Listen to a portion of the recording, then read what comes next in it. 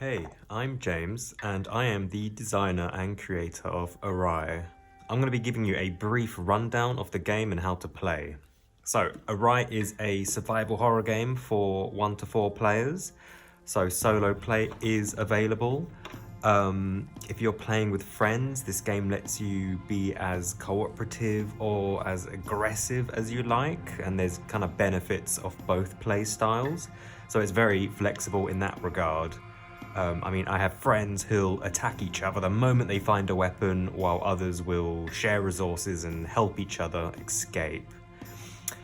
Setting up the game couldn't be easier. There's only 2 decks of cards and some tokens. And the objective of AWRY is super simple. You have to escape the forest alive or die trying. And lurking in the forest is this game's poster boy, the Wicker.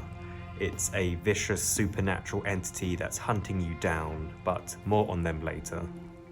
So each player chooses their player token and places their corresponding base camp card on the table, because this is where you'll start, and you'll put them in a column with enough space to the right to place additional cards. Each individual player must collect enough forest cards in order to escape. When you're setting up the game, you decide how many forest cards that is. This allows you to customize the game's length and difficulty. So if you want like a super easy and beginner friendly game, you may only need 3. A longer, more challenging game would be something like 6. The only fiddly bit to setting up the game is building this custom forest deck. That's these green backed cards. The reason it's custom is because you only want enough cards in the forest deck for each player to escape and no more. For example, if there's 2 of you and you need 3 forest cards to escape, the forest deck needs to have 6 forest cards. So when building the forest deck, you always want to include the 4 special forest cards. There's the stream, the path, the thorns, and the shack. While your player token is occupying a special forest card, certain effects apply, so you always want to include these cards in the deck. So if we need 6 forest cards and we have our 4 special ones, we'll supplement the last 2 cards with these blank empty forest cards. Next, we decide how many wicker cards to add, and the more we add, the more likely we'll encounter them. So we can customize the difficulty even further here, but if we want an easier experience, just add 1. So that's the forest deck built. So you shuffle that and put that to one side. All that's left is shuffling the red deck, which is called the exploration deck, and distributing some tokens. Each player starts with 5 life tokens, a lucky coin, and 1 provisions. You'll have to go through the exploration deck to find these. And that's it, you're ready for play. Each round in AWRY is divided into 3 phases: dawn, day, and dusk. The box comes with this handy phase tracker board that you can use to keep track of where you're at using this sun token, and you move it across the sky. So each day spent in the forest is represented by 1 round. The dawn phase is super simple. Each player takes turns drawing 4 cards from the exploration deck.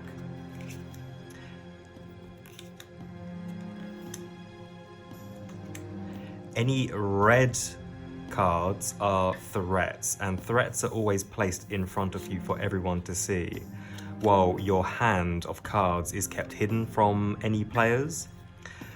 For now, we'll leave it in front of us as we can't interact with it until the dusk phase.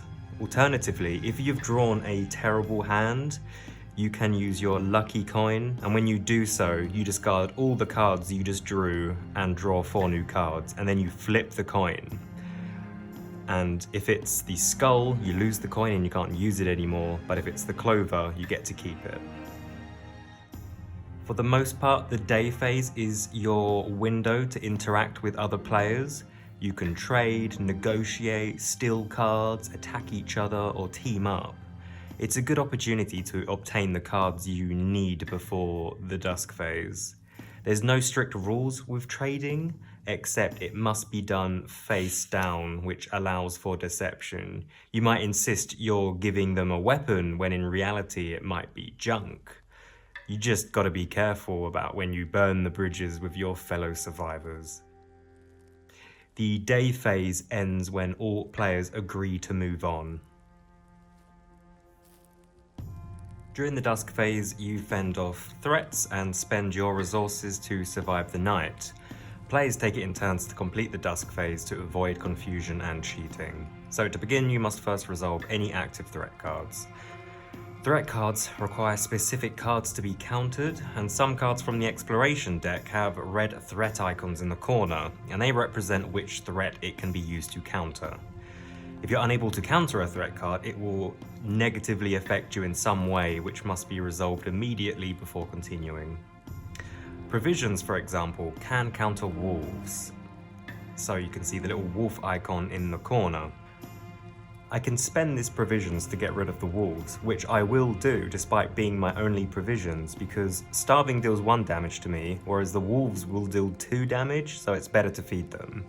And after you counter a threat, both the threat and the card you use to counter it go to the discard pile, along with any other resources you spend. If you can't counter a threat, after it's attacked you, it's still then moved to the discard pile. So, to finish the rest of my turn, it's time to spend my resources. I need provisions and shelter, but I just fed the wolves my only provisions card, so I will take 1 point of damage. And for my shelter card, I actually don't need to spend this turn because my player token is occupying the base camp card, which provides free shelter. So I can hold on to this, but I will spend my navigation card, which will allow me to draw from the forest deck, and hope it's not the Wicker. After drawing the card, place it down to the right of your latest forest card and move your player token onto it. And after all players have resolved their turn, a new round begins from the dawn phase. Let's talk about the forest deck. All the forest card art connects seamlessly, which creates a long tapestry as you progress. And no matter which order you put them in, they'll line up and create like a seamless image. And your life tokens, they look like splats of blood in the forest. And whenever you take damage, you place them down whatever forest card you're occupying. And kind of no matter where you kind of place them down, they will blend in. They create this living illustration, kind of adding to it.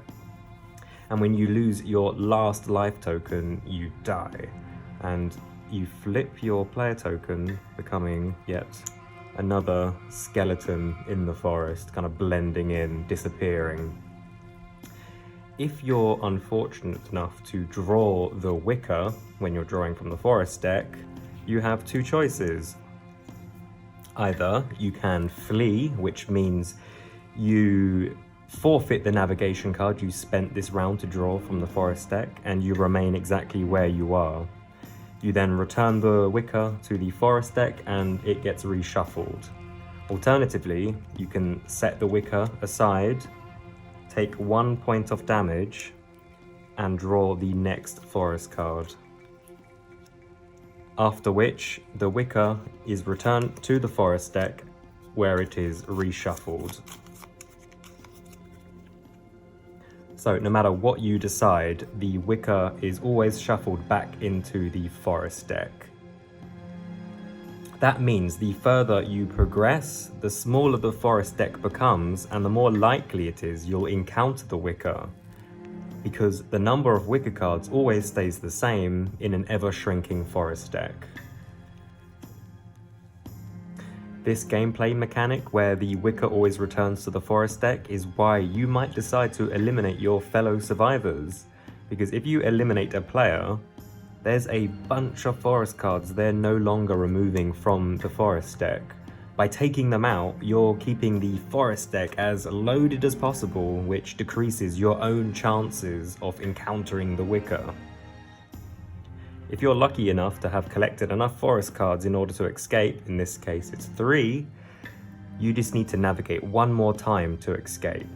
When you do so, you take your base camp card and flip it, putting it to the end of the row of forest cards to cap off the illustration, the edge of the forest. It's a breath of fresh air.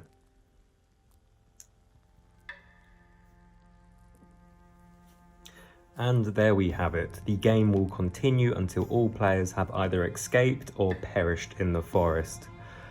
I haven't covered all the rules and cards in this video, but for a more in-depth look, you can download the free PDF of the rulebook in the link below.